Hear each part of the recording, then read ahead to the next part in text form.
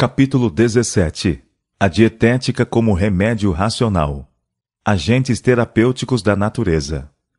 É importante familiarizar-nos com o benefício do regime em caso de doença. Todos devem compreender o que fazer por si mesmos. Há muitos modos de praticar a arte de curar, mas um só existe aprovado pelo céu.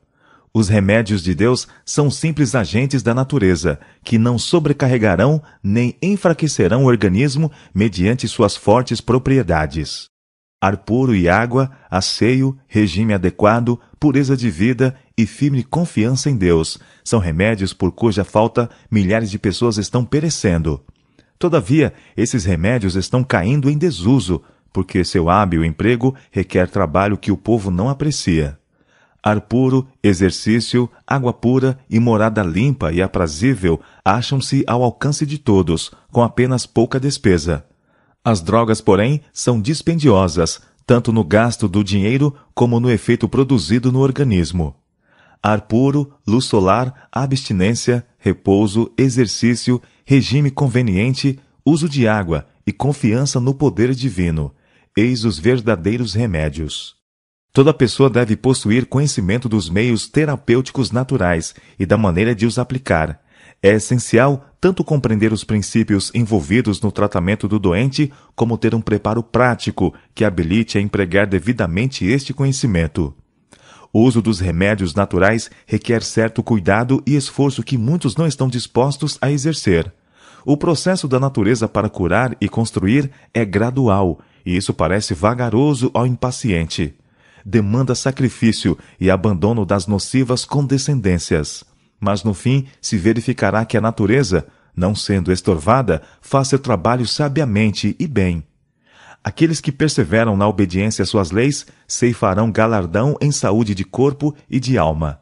Os médicos aconselham muitas vezes os inválidos a viajar para o estrangeiro, a ir a alguma fonte d'água mineral ou atravessar o oceano a fim de readquirir a saúde.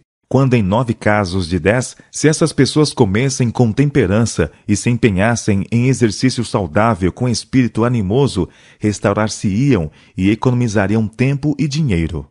Exercício e farto, abundante uso do ar livre e da luz solar, bênçãos por Deus a todos outorgadas, dariam em muitos casos vida e vigor aos macilentos inválidos. Algumas coisas que podemos fazer por nós mesmos.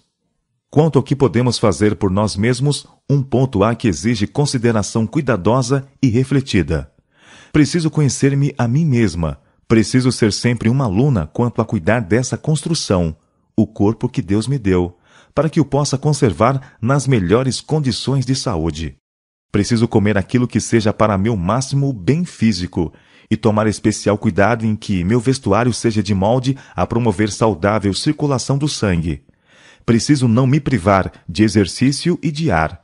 Preciso tomar tanta luz solar quanto me seja possível. Preciso ter sabedoria para ser fiel guardiã de meu corpo. Eu faria uma coisa muito imprudente se entrasse em um aposento fresco estando suada. Mostrar-me-ia desavisada despenseira se me permitisse sentar em uma corrente de ar, expondo-me assim a um resfriado. Seria falta de prudência se me sentasse com os pés e membros frios, fazendo assim com que o sangue refluísse das extremidades para o cérebro e os órgãos internos. Devo proteger sempre meus pés no tempo úmido.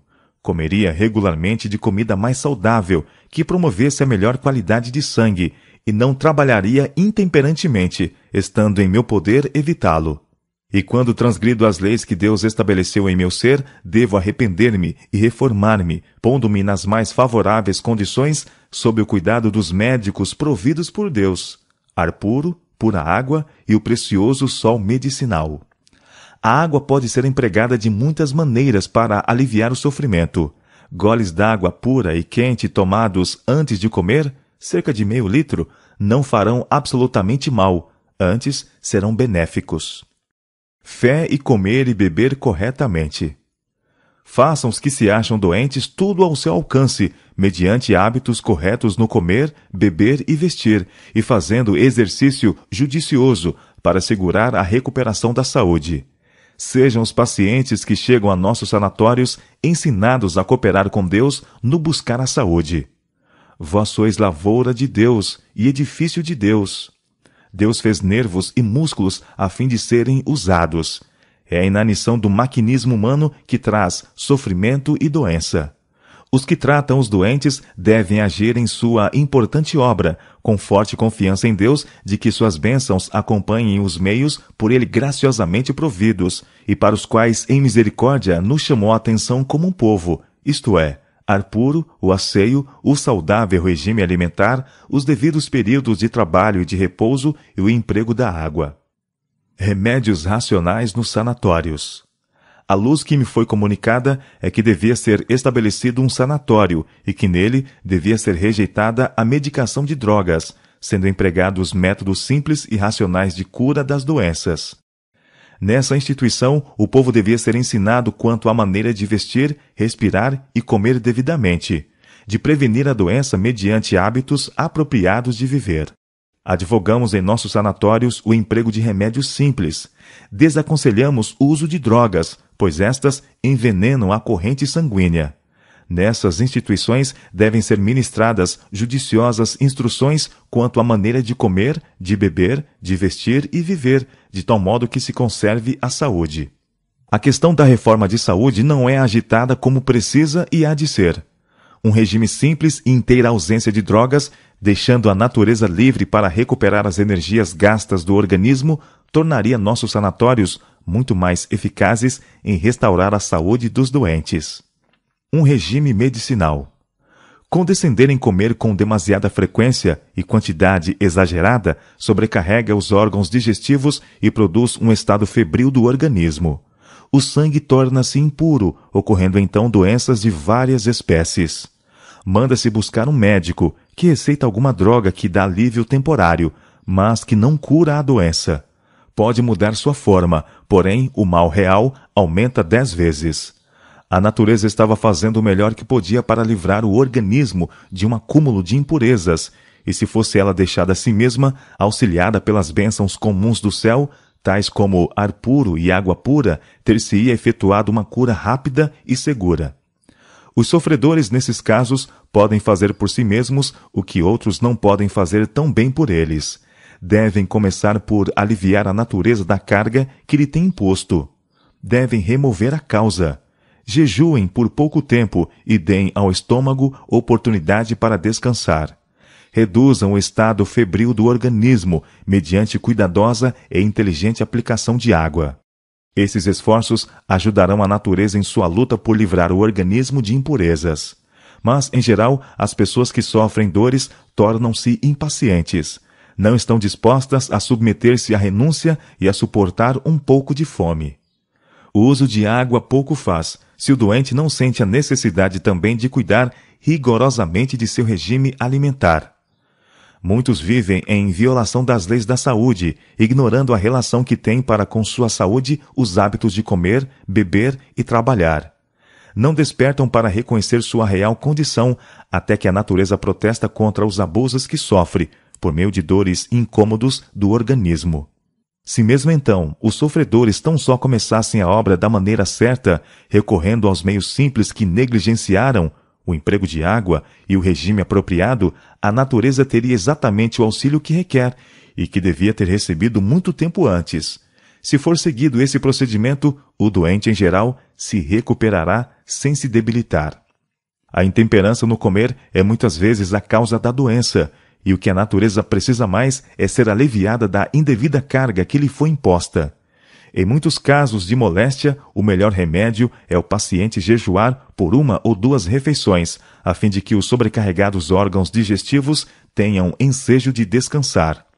Um regime de frutas por alguns dias tem muitas vezes produzido grande benefício aos que trabalham com o cérebro.